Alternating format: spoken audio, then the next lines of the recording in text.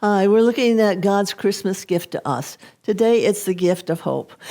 Every year, as soon as Thanksgiving is over, if not before, we start hearing Christmas music. There's songs we've been hearing since childhood, Rudolph, Away in the Manger, and then there's a lot of the great new ones. But two favorites have remained throughout the years, and now Silent Night and Holy Night.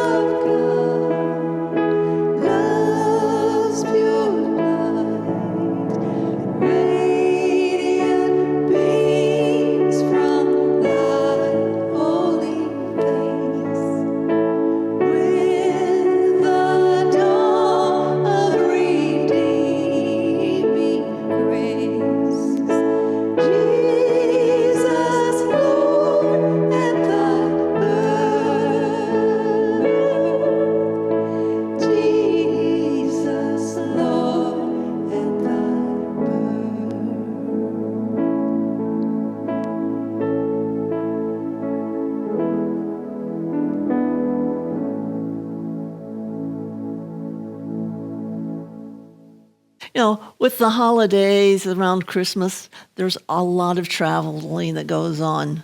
Did you realize that tradition started back with the very first Christmas? On that Christmas day, Joseph and Mary had to make the trip from Nazareth all the way to Bethlehem.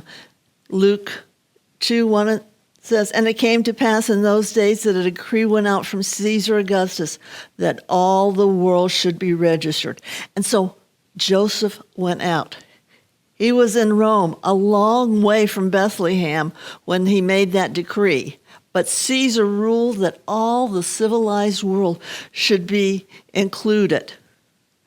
That meant everyone living in Israel had to go to their homeland to be taxed, because he wanted a complete census. The government does not want to miss any tax money. And so a worldwide census started.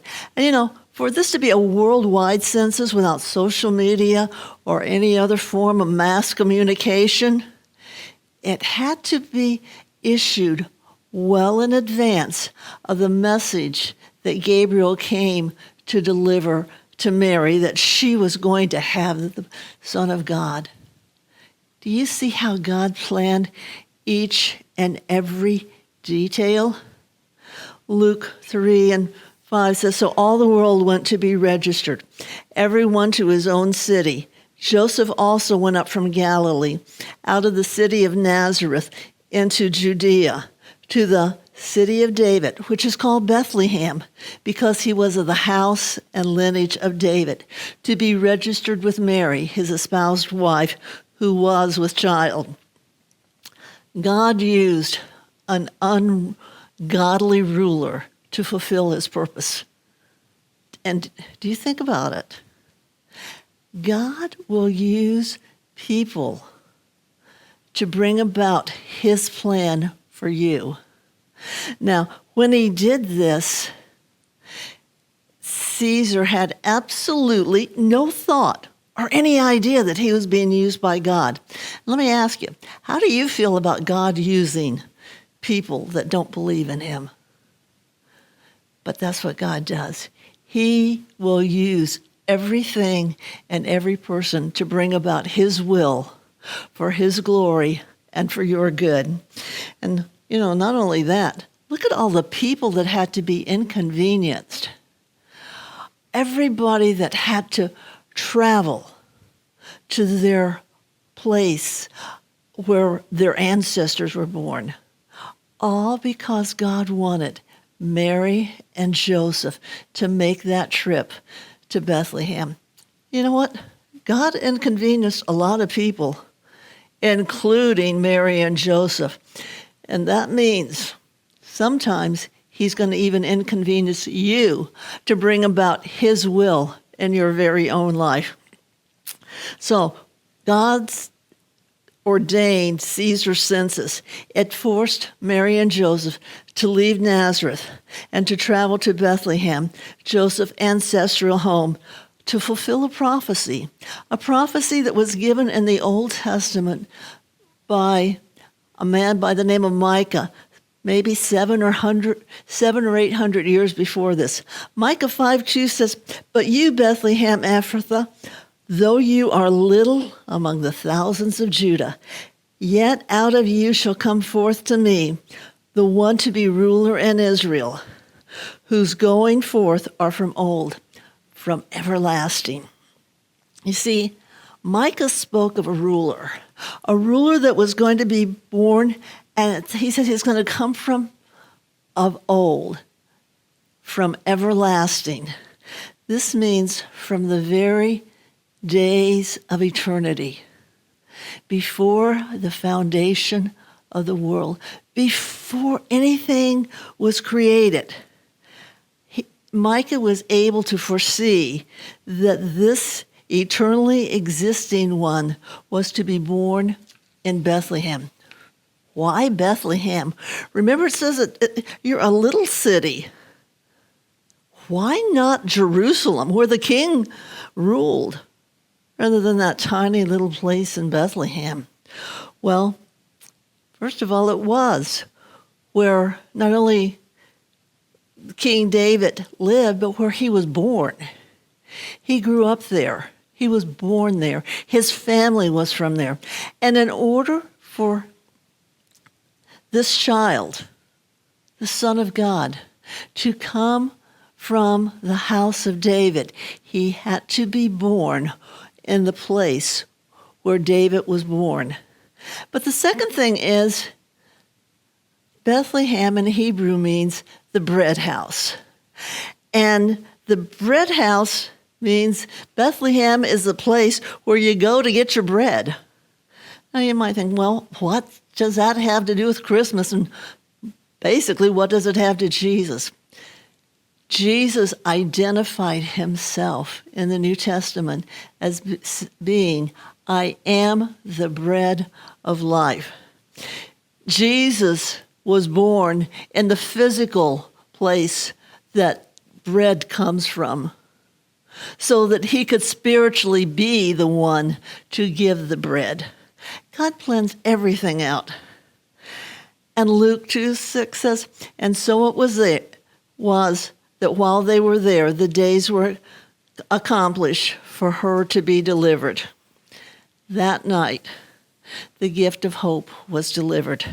Now, babies are born every day, but only this one child was born the Son of Mary, but most importantly, the Son of God.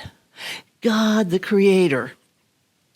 And God, Son, still makes a worldwide impact on people 2,000 years later.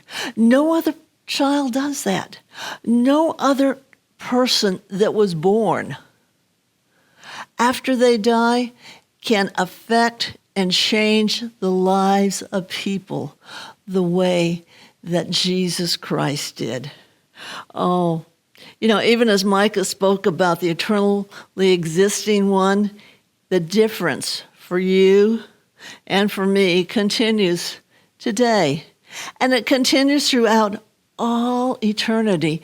This little infant child, the one that Mary could carry in her arms, grew up to be a man and died so that he could save us all from Satan's snare. Oh, Merle Fields and Peggy Lunsford are going to remind us of that as we close. Because you see, they're going to be singing my favorite Christmas carol, God Rest Ye Merry Gentlemen. God